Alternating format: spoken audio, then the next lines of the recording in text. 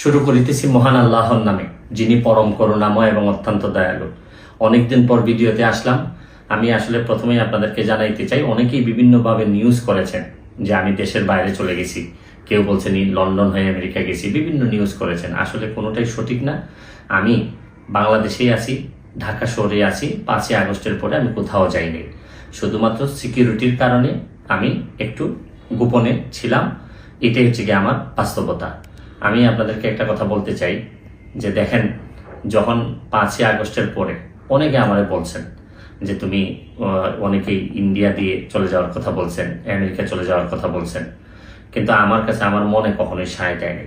আমার কাছে মনে হয়েছে যে আমি কোনোদিন কোনো দুর্নীতি করি নাই। আমি ঢাকা শহরে 10 বছর ব্যারিস্টার থাকার পরেও আমি কোনো প্লট আমার নাই, ফ্ল্যাট নাই, আমার একটা গাড়ি ছাড়া আমার নামে কোনো সম্পদ নাই।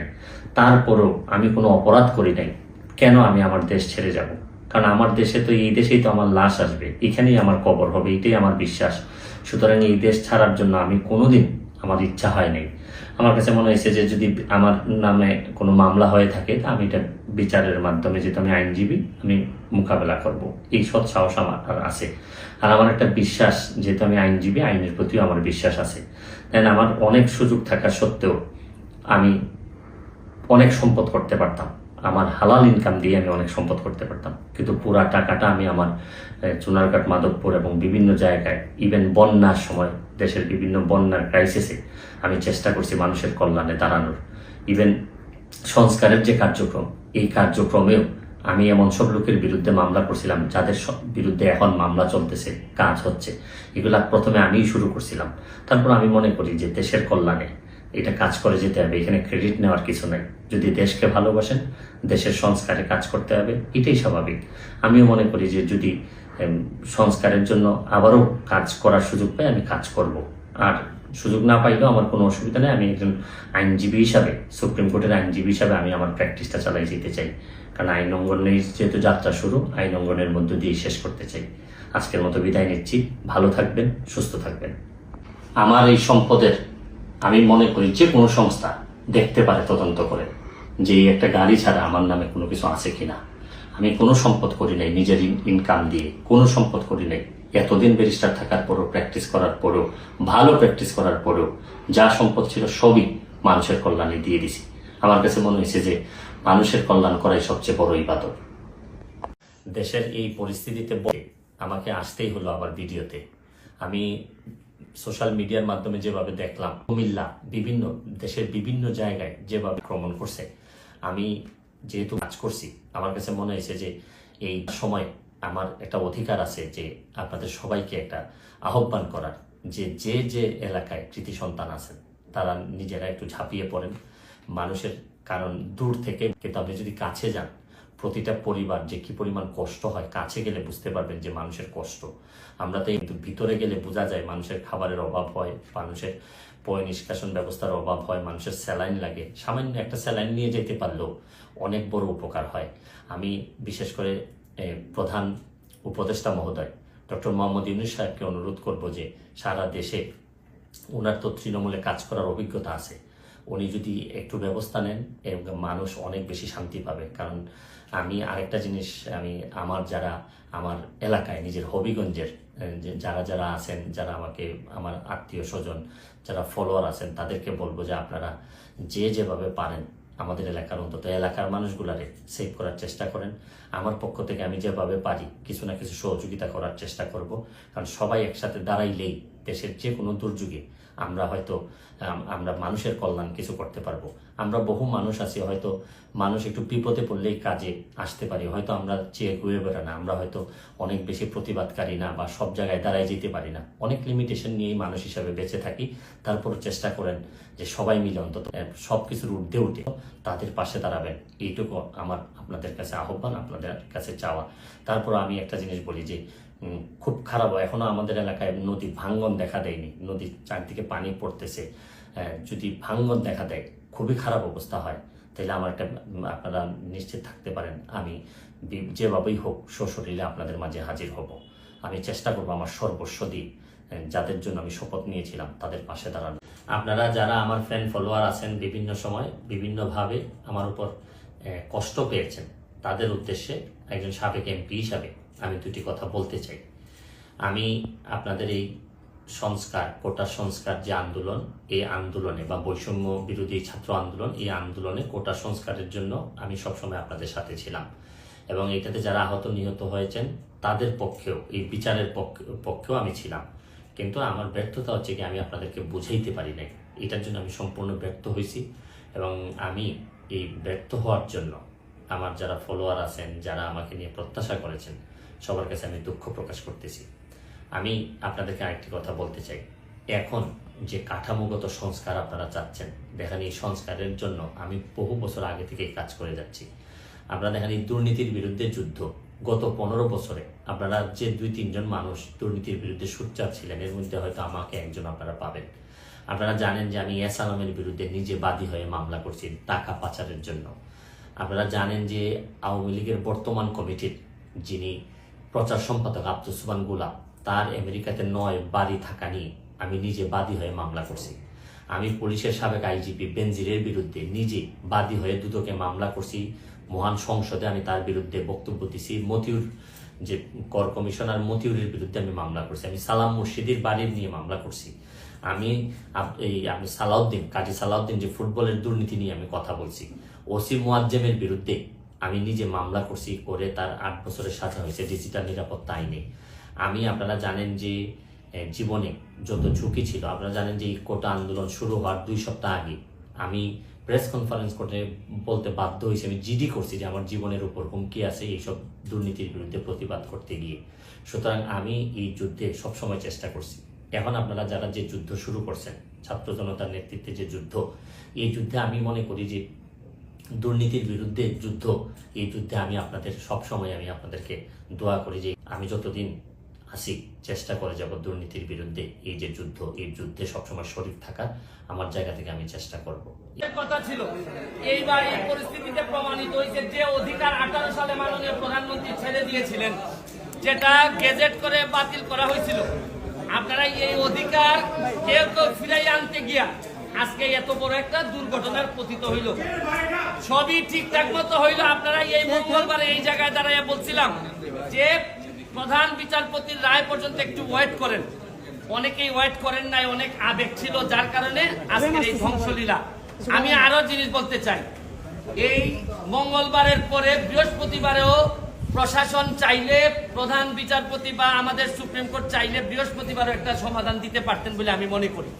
এই যে শুক্র শনি গেল, এর মধ্যে ঢুকে গেল হচ্ছে গিয়ে জঙ্গিরা। এই ছাত্ররা তো আর আন্দোলনে ছিল না আর শুক্র শনিবারে কখনোই, জঙ্গিরা ঢুকে গেল। আমি আর এর ভিতরে আরেকটা জিনিস বলতে চাই, আপনারা দেখেন যে অলরেডি আপনারা তো সংবাদ সম্মেলনে আছেন, আর ওইদিকে প্রায় 826 জঙ্গি, সে 80টার মতো রাইফেল নিয়ে ও কোথায় যে ঘুরে বেড়াচ্ছে। আচ্ছা, আপনারা কি মনে করেন যে কোটা আন্দোলন যারা, এরা নিরীহ, এরা হচ্ছে গিয়ে আমাদেরই সন্তান? তারা তো সংস্কারের কথাই চাচ্ছিল, সরকারও সংস্কার চাচ্ছিল। মধ্যখানে এই ঝামেলাটা হয়ে গেল মিসআন্ডারস্ট্যান্ডিং, এবং এই সুযোগটা নিয়ে নিল জামাত বিএনপি, সুযোগটা নিয়ে নিল হচ্ছে জঙ্গিরা। এখন আমি মনে করি এই সরকারের প্রশাসনও, যারা বয়স্ক যারা আছেন, তারা এই তরুণদের যে সেন্টিমেন্ট, এটা বুঝতে পুরোপুরি ব্যর্থ হয়েছেন। তারা তাদেরকে একদম লাইটলি নিছেন, তারা ভাবছেন যে এরা একটা লাইটলি একটা বিষয়, এবং এইটার ব্যর্থতা আমি মনে করি এই প্রশাসনের আছে। কারণ এখানে হাজার হাজার মানুষ এখন নতুন চিন্তার মালিক, এরা নতুন নতুন চিন্তা করে, এরা সারা পৃথিবী দেখে অভ্যাস। আপনি জানেন যেখানে 18 সালে এরা পথে নেমে আসছিল, এখন আবার যে ঘটনাটা ঘটলো, এটা প্রশাসনও চাইলে আরো কন্ট্রোল করতে পারতেন। এবং আরেকটা ব্যর্থতা আছে, আমাদের যে এই সরকারের বিরুদ্ধে দেশি বিদেশি চক্র, এরা অ্যাক্টিভ, তারা চায় এই সরকারকে বিপদে ফেলতে। সরকারেরও বোঝা উচিত ছিল যে যে কোনো একটা আন্দোলন হোক না কেন, আজকে ছাত্র, কালকে অন্যদের আন্দোলন হোক, এইটার মধ্যে জঙ্গিরা এসে ঢুকবে, জামাত শিবির এসে ঢুকবে। এইখানে প্রশাসনও ব্যর্থ হয়েছে এটা বলতে, আমি অ্যাড্রেস করতে ব্যর্থ হয়েছে। আমি সরকারকে দাবি জানাবো যত দ্রুত সম্ভব আমরা যে অর্ডার হয়েছে সুপ্রিম কোর্টের, এটা গেজেট আকারে প্রকাশ করে, কারণ সরকারের প্রতি বিশ্বস্ততা কমে গেছে ছাত্রদের। এইটারে বাড়ানোর জন্য আমাদের কোর্টের প্রতি বিশ্বস্ততা কমে গেছে, কারণ কোর্ট বলার পরেও ছাত্ররা শুনে না। প্রধান বিচারপতি বলার পরও ছাত্ররা শুনে না। কারণ হচ্ছে গিয়ে আপনি যাই বলেন, বাস্তবতা হচ্ছে গিয়ে ছাত্রদের জন্য যে বিশ্বস্ততা থাকা দরকার ছিল প্রশাসন এবং বিচার বিভাগের, এই বিশ্বস্ততা নাই। আরেকটা জিনিস বলতে চাই, আকাশের যে জায়গায় মেঘ জমা হয়, আইসা বৃষ্টি পড়ে আদালতের উপর। আপনি বিভিন্ন সংসদের ঝামেলা, নীতি নির্ধারণের ঝামেলা, এগুলা সব কেন আইসা সুপ্রিম কোর্টের বৃষ্টিপাত হইতে হবে? এগুলা তো সুপ্রিম কোর্টের ঝামেলা ছিল না। সুপ্রিম কোর্টের ইমেজ ক্ষুণ্ণ করার জন্য এই ধরনের মেঘগুলা যথেষ্ট। পলিসি ডিসিশন যেখানে প্রধানমন্ত্রী 18 সালে শেষ করে দিচ্ছেন, এইটারে হাইকোর্টে নিয়ে আসা এইসব ঝামেলা, মানে মেঘ জমে অন্য জায়গায় আর বৃষ্টিপাত হয়েছে গিয়ে সব সুপ্রিম কোর্টে। আমি বিশ্বাস করি সুপ্রিম কোর্টের ইমেজ এতে ক্ষুণ্ণ হয়, পরবর্তীতে এইসব বিষয়ে যেন আরো সচেতন থাকেন সুপ্রিম কোর্ট এবং প্রশাসনের জন্য সতর্ক থাকে। ঠিকঠাক মতো যারা আজকে এত বড় ক্ষতি করছে, বিটিভি জ্বালাই দিছে, এরা মেট্রো রেল জ্বালাই দিছে, মিরপুরবাসী এখন সারা 1 বছর কান্না করলে এই পাপ মোচন হবে না। আর এরা চান্স পাইলে পদ্মা সেতু ভেঙে দিত, শুধু চান্স পায় নাই। এরা আসলে এইবার প্রমাণ হয়েছে, এদের কাছে ক্ষমতা গেলে বঙ্গবন্ধু কন্যার কাছে ক্ষমতা ভুল শুদ্ধ থাকলেও উনার কাছে ক্ষমতা নিরাপদ, আর এদের কাছে ক্ষমতা গেলে কি হবে এইটার নমুনা আপনারা অল্প দিনের মধ্যে দেখছেন। আমার এইটাই দাবি, যারা এই ঘটনাতে বিভিন্ন ভাবে নিহত হয়েছেন তাদের আত্মার মাগফিরাত কামনা করতেছি। আমরা সবসময় এইসব বিষয় নিয়ে প্রতিবাদ করেছি। আজকে জানেন যে 6 জন সমন্বয় অফিসে নিয়ে আটকে রাখা হয়েছে, এই বিষয়ে 2-1 জায়গায় আমি কথা বলছি। ও আনঅফিসিয়ালি তারা আমাকে যেটা জানিয়েছেন, যে আমি বললাম যে আপনারা চাইলে তো এদেরকে অ্যারেস্ট করতে পারেন, আপনারা তাদেরকে আটকে রাখছেন যে এই অভিযোগে, এই বিষয়ে আপনাদের মন্তব্য কি? তারা আমারে যেটা জানিয়েছেন, তারা বলছেন যে কোটা আন্দোলন তো কোটা সংস্কারের যে আন্দোলন, এইটার জন্য যা যা চেয়েছিলেন সবই দেয়া হয়েছে। মানে যারা এই কোটা সংস্কারের আন্দোলনে তারা যা চেয়েছিলেন তার চেয়ে দেখা যাচ্ছে যে 95%, 93% দেওয়া হয়েছে। মানে ওটাতে কার দায় আছে, ভুল হয়েছে কিনা, পুলিশ কি এক্সেসিভ ফোর্স ব্যবহার করছে কিনা, পুলিশ কি এই আম যারা তাদের ব্যাপারে গুলি করতে পারে কিনা, এগুলা নিয়ে আপনাদের আলোচনা হইতে পারে, বিচারের আমরা আদালতের দ্বারস্থ হইতে পারি। এখন হচ্ছে এই প্রক্রিয়া, এই তদন্ত প্রয়োজনে জাতিসংঘ এসে এটা করুক। আমি এটাকে সাধুবাদ জানাই।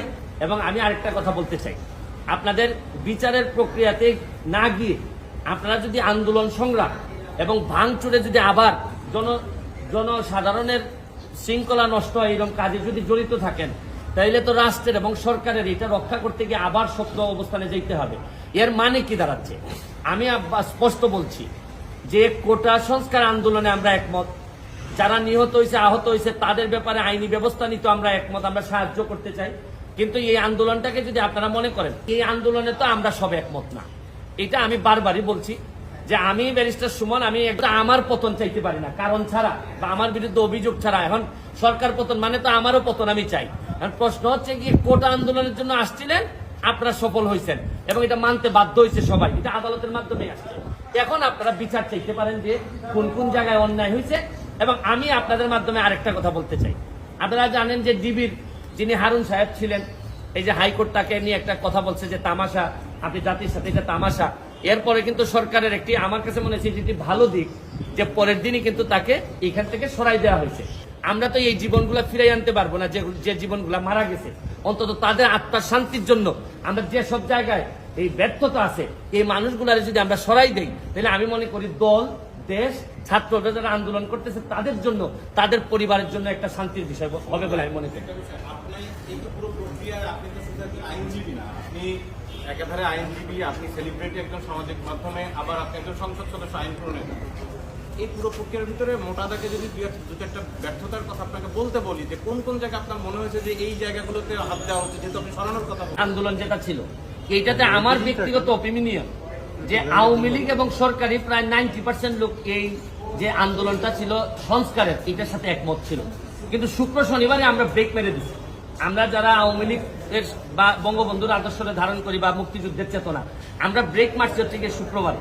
কারণ শুক্রবারে আর শনিবারে যা ঘটছে, এইটা আর তখন আমাদের মনে হয়েছে যে এখানের মধ্যে অন্য রাজনীতি আছে। যেমন ধরেন এই 6 জন সমন্বয়ককে যে ধরা হয়েছে, আমাকে আনঅফিসিয়ালি জানানো হয়েছে যে তারা চায় আন্দোলন কোটার জন্য, বৈষম্যমূলক আন্দোলন। এইটা শেষ করার পরও দেখা যাচ্ছে যে এদেরকে বাইরের একটা ইনফ্লুয়েন্স, যারা আসলে কোটার সাথে সম্পর্কিত না, এরা রাষ্ট্রের বিরুদ্ধে, তারা তাদেরকে ইনফ্লুয়েন্স করার চেষ্টা করতেছে। এবং এরা যেহেতু সাধারণ ছাত্রদের প্রতিনিধি, তাদেরকে একটা এই মানে আমরা যে বলি যে একটা সেফ এনভায়রনমেন্টে রাখার জন্যই এই ডিবি অফিসে রাখা হয়েছিল। না, বাংলাদেশের আইনে আপনি তাকে ইচ্ছার বিরুদ্ধে তাকে নিয়ে যেতে পারবেন না, এটা স্পষ্ট আইন, এটাতে অস্বীকার করার কোনো সুযোগ নাই। তারা দেখা গেল যে স্টেটমেন্টও দিয়েছে, আমি দেখলাম যে মনে করলাম যে স্টেটমেন্টটাও জোর করে আদায় করা হয়েছে, এই ধরনের কথা মনে করলাম। আমি প্রথমেই আপনাকে বলি, কাউকে ইচ্ছার বিরুদ্ধে কোনো জায়গায় আপনি আটকে রাখতে পারবেন না, এটা একদম প্লেন একটা লোক।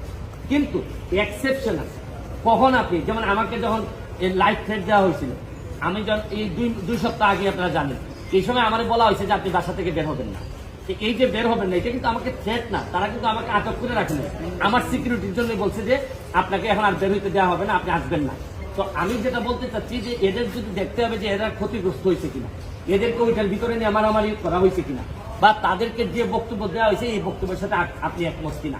তবে তারা আসছে, এখন তারা আইসা যদি তারা বলে যে না আমাদের উপর নির্যাতন হয়েছে, আমাদের, তাহলে তো বিচারের মুখোমুখি হইতে হবে যারা নিয়ে গেছিলেন। পরিবেশ অধিদপ্তরের অনেকেই, সবাই না, তাদের অর্থনৈতিক পরিবেশ নাকি বেশ ভালো। এর বিষয় পিয়ন বলেন, বিশেষ সহকারী বলেন, বা পিএস অমুক বলেন তমুক বলেন, বেশিরভাগ লোকে কিন্তু নেত্রীর এই সুযোগ নিয়ে তারা নেত্রীকে ক্ষতি করে গেছে, দেশটারে ক্ষতি করে গেছে। বিষয়টা এমন হয়েছে, আমাদের আঞ্চলিক ভাষায় বলে যে এমনি নাচুন না বুড়ি, আরো পাইছে ডুলের তালি। আপনারা পরিবেশ নিয়ে আমরা সারা বছরই চিৎকার করি। আমাদের ঢাকার অবস্থা তো জানেন যে আপনাদের এই আবহাওয়া বা পরিবেশ ঢাকার সবচেয়ে খারাপ ক্যাপিটাল হিসাবে, রাজধানী হিসাবে সারা বিশ্বের মধ্যে দেখা যায় প্রথম, বিভিন্ন সময় এক নম্বরে থাকে। তো কি কারণে খারাপ, এটার সাথে আজকে আমরা একটা মামলা করি, মামলাতে আপনারা দেখছেন যে ব্রিকফিল্ডের চুল্লি থেকে উপর দিকে ধোয়া উঠে, আর অনেকগুলা ব্রিকফিল্ড অথবা বিভিন্ন ইন্ডাস্ট্রি, এগুলো তো উপর দিকে ধোয়া যায়, ধোয়া গিয়ে কিন্তু পুরো আকাশটা অন্ধকার থাকে। আমি জানি না, আপনারা অনেকেই হয়তো বিদেশে গেছেন, দেখবেন যে বিদেশের আকাশ আর বাংলাদেশের আকাশের মধ্যে বিরাট পার্থক্য। কারণ হচ্ছে কি, আমাদের আকাশে হচ্ছে গিয়ে ধোয়া, আর এদের আকাশটা ধোয়া না থাকার কারণে পুরা পরিষ্কার দেখা যায় পুরো আকাশটা। তো কার্বো পিউরিফিকেশন টেকনোলজি লিমিটেড নামে বাংলাদেশের একজন ভদ্রলোক, উনি একটা প্রযুক্তি নিয়ে আসছেন বাংলাদেশে। প্রযুক্তিটা হচ্ছে গিয়ে যে উপর দিকে আর ধোয়া যাবে, মাটির দিকে ধোয়া যাবে, এটারে আবার ট্রিটমেন্ট করে একেবারে জিরো কার্বন, মানে কার্বন নিয়েই তো সারা পৃথিবী থেকে আমাদের যত চিৎকার, যত যন্ত্রণা, নিচ দিকে যাবে এবং কোনো পরিবেশের ক্ষতি করবে না, এবং সহজলভ্য, মাত্র 10-12 লাখ টাকা হইলে এটা করা যাবে। এটা যে শুধুই ব্রিকফিল্ড বা ইটের ভাটা তা না, সব জায়গায়। এই লোকটা 5 বছর ধরে ঘোরাঘুরি করতেছে বাংলাদেশে এইটা স্থাপন করার জন্য। উনি মন্ত্রণালয়ে অ্যাপ্লিকেশন দিলেন, মন্ত্রণালয় একটা তদন্ত কমিটি করলো, এটার ব্যাপারে তদন্ত করে মন্ত্রণালয় গ্রিন সিগন্যাল দিল যে না এটা দিলে ভালো হবে। সব কিছু করার পর মন্ত্রীও, মাননীয় মন্ত্রী সাবের হোসেন চৌধুরী, উনিও পজিটিভ, উনারও রিকমেন্ডেশন আছে। কিন্তু এই যে পরিবেশ অধিদপ্তরের যে মহাপরিচালক ডক্টর কি হামিদ, আব্দুল হামিদ, উনি আর এটা নিয়ে নড়েন না। উনার ব্যক্তিগতভাবে বলতে চাচ্ছেন যে কি কি কারণে উনি যে সব কারণে নড়েন, এর মধ্যে নাকি এটা উনি ম্যানেজ করতে পারতেছেন না। এখন এটা তো আর ওপেনলি আমি বলতে পারি না যে কি কারণে উনি ম্যানেজ হচ্ছেন না। আপনি চিন্তা করেন, এই যে কার্বন কমানোর যে এই যে কার্বো পিউরিফিকেশন টেকনোলজি, এটা বাংলাদেশে একটা মানে অন্যরকম পরিবর্তন আনা সম্ভব ছিল। মানে আমরা তো এমনিতেই শেষ, তার উপর বুঝেন যে একটা মানুষ এরকম একটা টেকনোলজি নিয়ে এসে দাঁড়ে দাঁড়ে ঘুরে বেড়াচ্ছে, দুয়ারে দুয়ারে ঘুরে বেড়াচ্ছে, তারপরও সব পজিটিভ হওয়ার পরও, মন্ত্রণালয় পজিটিভ হওয়ার পরও এই যে পরিবেশ অধিদপ্তর, আমার এলাকা তো উনি তো একটা পিউরিফিকেশন, আমার এলাকায় ব্রিকফিল্ড মিলে পরিবেশে এই অধিদপ্তর আমাদের পরিবেশটাকে নষ্ট করার জন্য আরো বড় দায়ী। আর যারা এটার মধ্যে থাকে তাদের কিন্তু অর্থনৈতিক পরিবেশ অধিদপ্তরের অনেকেই, সবাই না, তাদের অর্থনৈতিক পরিবেশ নাকি বেশ ভালো। এরা নাকি এই বাংলাদেশের পরিবেশ আর লাগে না, কারণ বিদেশে পাঠাই দিবে তো ছেলে মেয়ে সব, এই পরিবেশ নিয়ে ওনারা অত চিন্তিত না। তবে আমরা চিন্তিত, এই কারণে আপনাদের সামনে আসছে। আজকে আমরা মামলা করছি, আমাদের মাননীয় বিচারপতি ম্যাডাম নানা হায়দার এবং মাননীয় বিচারপতি কাজী জিনাত হক, ওনাদের সমন্বয়ে বেঞ্চ একটা রুল দিয়েছে যে এটাকে কেন, এই প্রযুক্তিটাকে কেন গেজেট আকারে বা আমাদের এখানে যেন কেন ব্যবহার করা হবে না, এটার জন্য রুল দিয়েছেন। আইনি পথে আমরা চলবো, কিন্তু রুল হয় বা বিভিন্ন মামলা হয়, শেষ পর্যন্ত আমরা পৌঁছাইতে পারি না এইসব মহাপরিচালকদের কারণে। এইসব মহাপরিচালকরাই দেশটারে কতভাবে যে পিছাই রাখছে আপনারা কোনো চিন্তাই করতে পারবেন না। এটার ছোট্ট একটা নমুনা আপনাদের সামনে তুলে ধরলাম। এই লোকটার মতো আরো বহু লোক আছে ভালো ভালো জিনিস নিয়ে বাংলাদেশে ঘুরে বেড়ায়, কিন্তু এরা ওই যে জালে পড়ে এরা আর বেশি দিন টিকতে পারে না। জিরো টলারেন্স লাগবে না, একটু টলারেন্সটা যদি কমাই দেন খালি, তাহলে বাকিটা তো আমি একেবারে মনে করেন যে একেবারে যা মানে আমার বিষয়টা এমন হয়েছে, আমাদের আঞ্চলিক ভাষায় বলে যে এমনি নাচুন না বুড়ি আরো পাইছে ডুলের তালি। আমি তো এমনিতেই উনি এই শক্তভাবে বলার আগেই আমি তো ধরেন দাঁড়াই বেশি শক্তভাবে আছি, আর উনি একটু শক্ত হইলে দুর্নীতি বিরোধী এইরকম একটা পর্যায়ে নিয়ে যেতে বেশি দিন সময় লাগে না। তো আমরা যদি ভালো করে কিছু লোককে ধরতে পারি তাইলেই কিন্তু আমরা বঙ্গবন্ধু সোনার বাংলার অনেকটুকু কাছে চলে যেতাম।